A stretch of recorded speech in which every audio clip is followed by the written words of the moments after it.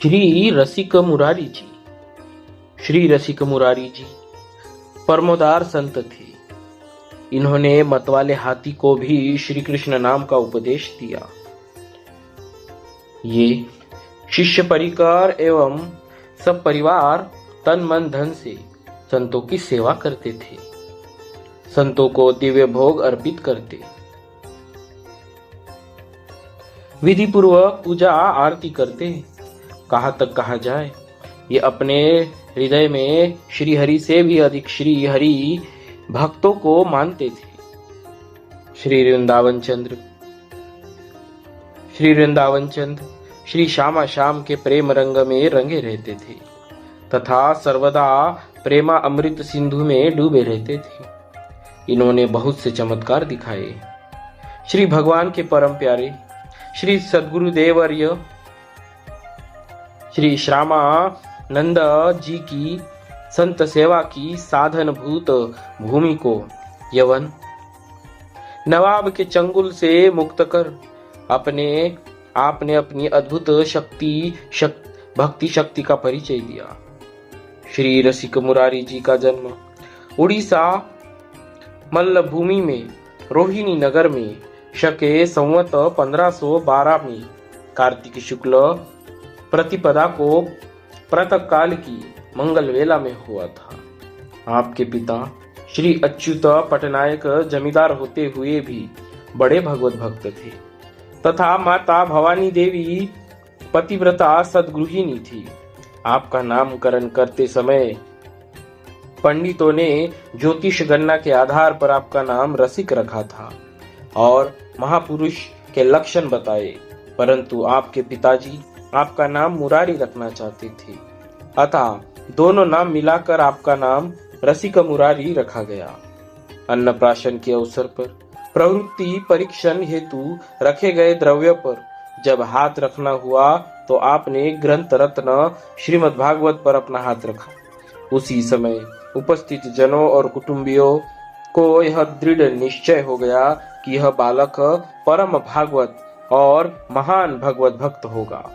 बाल्यकाल से ही आपका संतों के प्रति सहज आकर्षण था। उनकी जय जगदीश की ध्वनि सुनते ही आप अपने नन्हे हाथों में जो कुछ मिलता भरकर लाते और भिक्षा देते। बड़े होने पर भी अध्ययन काल में आप पढ़ाई के साथ साथ बच्चों को लेकर नगर कीर्तन करते। एक बार आपके यहाँ श्रीमद् भागवत का सप्ताह पाठ चल रहा था। जब उसमें गोपी गीत का प्रसंग आया तो आप मूर्छित हो गए। श्रीमद् भागवत ग्रंथ पर आपका विशेष अनुराग था, अतः आपने पिता की अनुमति लेकर पंडित श्री जगन्नाथाचार्य जी से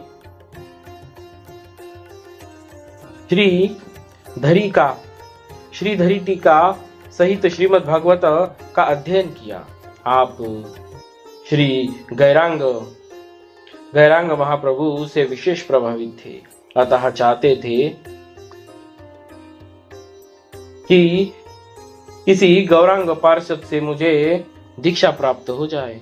कहते हैं कि आपकी इस अदम्य उत्कंठा और भक्ति भाव को देखकर भगवान श्री कृष्ण ने स्वप्न में दर्शन दिया और कहा कि तुम धारेंदा चले जाओ, वहां तुम्हें मेरे भक्त श्री श्यामानंद जी मिलेंगे।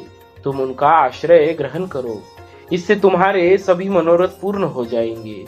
प्रभु की आज्ञा अनुसार आपने श्री श्यामानंद जी के दर्शन किए और उनसे श्री युगल मंत्र की दीक्षा प्राप्त की। उन्हीं से आपको ब्रज तत्व और संप्रदाय रहस्य का ज्ञान हुआ। श्री गुरुदेव जी के साथ आपने ब्रज के तीर्थों की यात्रा कर उनके तात्विक दर्शन किए। तत्पश्चात उन्हीं के साथ आप उत्कल देश चले गए। वहां अनेक विमुखों को भक्त बनाया और अंतिम समय तक भगवान श्री जगन्नाथ जी की सेवा में रत रहे। श्री रसिक मुरारी जी बड़े समारोह पूर्वक संत सेवा करते थे। आपकी सेवा की पद्धति कुछ विलक्षण थी। वह यह कि संतों के चरणोदक से भरे हुए मटके घर पर धरे रहते थे आप उसी को प्रणाम करते, उसी की पूजा करते और उसी का हृदय में ध्यान करते थे। आपके यहाँ जो भी संत वैष्णव आते उन्हें अपार सुख देते थे।